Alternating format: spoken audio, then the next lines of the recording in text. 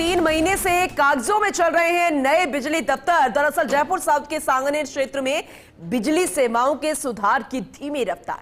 ये हम इसलिए कह रहे हैं क्योंकि जयपुर डिस्कॉम प्रशासन ने जून महीने में जारी किए थे नए दफ्तरों के आदेश। पत्रकार कॉलोनी, शिकारपुरा, मुहाना एनआरआई के नाम से खोले गए थे ये एएन दफ्तर। इसके अलावा सीतापुरा में एक एचटीएम दफ्तर खोलने के भी जारी किए गए आदेश। सभी दफ्तरों की मॉनिटरिंग के लिए एक्जिन सीतापुरा ऑफिस की भी मंजूरी दे दी गई, लेकिन 3 महीने बीत गए। इसके बावजूद अभी तक धरातल पर नए बिजली दफ्तर उतरे नहीं हैं। ऐसे में ओवरलोड चल रहे पुराने दफ्तरों में सेवाओं के लिए परेशान हो रहे हैं उपभोक्ता। हालांकि डिस्कॉम प्रशासन का तर्क ये है कि फिलहाल तबादलों पर लगा हुआ है प्रतिबंध। इन दफ्तरों को शुरू करने के लिए कुछ टेक्नोक्रेट्स के प्रस्ताव हाई लेवल पर विचाराधीन है। टेक्नोक्रेट्स की शिफ्टिंग की अनुमति मिलते ही शुरू किए जाएंगे ये नए दफ्तर। क्या वाकई में अनुमति का इंतजार किया जा रहा है कि टेक्नोक्रेट्स की शिफ्टिंग हो जाए, जो तबादलों की एक नई लिस्ट आएगी? क्योंकि बहुत सारे ऐसे कारण बताए गए, क्योंकि डिस्कॉम प्रशासन का जो एक लॉजिक दिया गया है वो तर्क ये देता है कि तबादलों पर प्रतिबंध लगा हुआ है और इसलिए हम उसका इंतजार कर रहे हैं टेक्नोक्रेट्स के शिफ्टिंग का। उनकी अनुमति मिलते ही नए दफ्तर शुरू किए जाएंगे। एसोसिएट एडिटर विकास शर्मा का रुख करते हैं, ज्यादा जानकारी उनसे लेंगे। विकास जी, क्या वाकई में यही कारण है कि जो तबादलों पर बैन लगा हुआ है उसका इंतजार किया जा रहा है, टेक्नोक्रेट्स की शिफ्टिंग की अनुमति का इंतजार किया जा रहा है? मसला क्या है, जरा बताइएगा। देखिए, बिल्कुल सांगानेर विधानसभा क्षेत्र इस वक्त प्रदेश का सबसे वीआईपी विधानसभा क्षेत्रों में से एक, जिसका नाम है।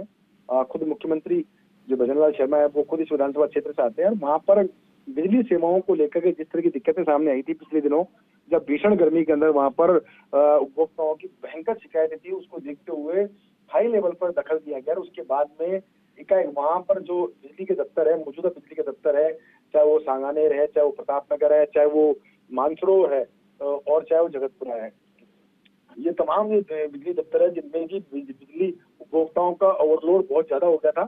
उन सभी जगह पर नए बिजली दफ्तर खोले गए थे और इनके आदेश के अधिकृत जून में निकाल दिए गए थे। पत्रकार कॉलोनी है, शिकारपुरा है, मुहाना और एनआरआई के नाम से ये नए दफ्तर खोले गए थे। इसके अलावा सीतापुरा में एसडीएम का दफ्तर भी खोला गया था। इसके अलावा सभी दफ्तरों की मॉनिटरिंग के लिए एक एक्शन का पद भी सृजित किया गया था, एक्शन दफ्तर भी सृजित किया गया। लेकिन 3 महीने से अधिक का समय गुजरने के बावजूद अभी तक ना तो इन दफ्तरों को लेकर कोई काम शुरू हुआ है, नहीं यहाँ पर किसी की पोस्टिंग हुई है। ऐसे में जो उपभोक्ता हैं, जो कि पहले से परेशान थे पुराने दफ्तरों के अंदर, तो जब नए दफ्तर खोलने की मांग भी थी और इसके निर्देश भी दिए गए थे, मंजूरी भी मिल गई, खुलने भी थे, क्या ये सारी चीजें पहले क्लियर नहीं की गई थी कि कितने टेक्नोक्रेट्स की शिफ्टिंग करनी है, तबादले भी होंगे जो वहां पर काम करेंगे टेक्नीशियंस? विकास जी, इसके बारे में भी जरा जानकारी दीजिएगा। पूनम जी, देखिए, पूरी कवायद की गई है, सभी दफ्तरों के लिए पद स्वीकृत किए गए हैं। चाहे वो एएन का दफ्तर होता है तो उसमें कितने जेएन होंगे, कितने स्टाफ होगा, कितना बाबू होगा, इन सभी के जो कामकाज के लिए सभी चीजें जो है वो पहले से की गई थी। लेकिन उसके बावजूद भी ना तो इसके प्रयास किए गए और ना ही इस बारे में कोई दखल दिया गया, जिसके चलते अब जो बिजली के दफ्तर में जो उपभोक्ता है वो परेशान है। देखिए, वो इसलिए परेशान है क्योंकि अकेले अगर मानसरोवर की बात करें तो बिजली उपभोक्ताओं का लोड, अगर एक मानसरोवर की बात करें तो 50,000 से 60,000 65,000 तक उपभोक्ताओं का दबाव है। जबकि ये तो साफ ही और लगातार आप इसे लेकर जानकारी भी देते रहे विकास जी। लेकिन अब ये बताइए, क्या नए दफ्तर खुलने की जिसकी परमिशन मिल चुकी है वो धरातल पर उतरेंगे या फिर सिर्फ कागजों में रह जाएंगे? किसके नियत में खोट नजर आ रहा है? कवायद में प्रशासनिक स्वीकृति मिल चुकी है, सभी तरह की कवायद हो चुकी है। सिर्फ अब यहाँ पे बिजली के दफ्तरों के लिए स्ट्रक्चर खड़ा करना है, स्ट्रक्चर मंजूर करना है। साथ में दूसरी बात यह कि वहाँ पे अभियंता लगाने हैं, टेक्नोक्रेट लगाने हैं, स्टाफ लगाने हैं। तो ऐसे में अगर हाई लेवल पर दखल दिया जाए इस पूरे मामले को लेकर के और कुछ पदों के लिए कुछ दिनों के लिए छूट दी जाए, कुछ पदों को भरने के लिए, या फिर कुछ अभियंताओं को एडिशनल चार्ज दिया जाए, तो संभवतः ये जो दफ्तर है वो खुल जाएंगे। और अगर दफ्तर खुलते हैं तो निश्चित तौर पर सांगानेर विधानसभा क्षेत्र के तकरीबन बात करें तो 4 से 5 लाख उपभोक्ताओं को इन दफ्तरों से सीधा फायदा मिलेगा।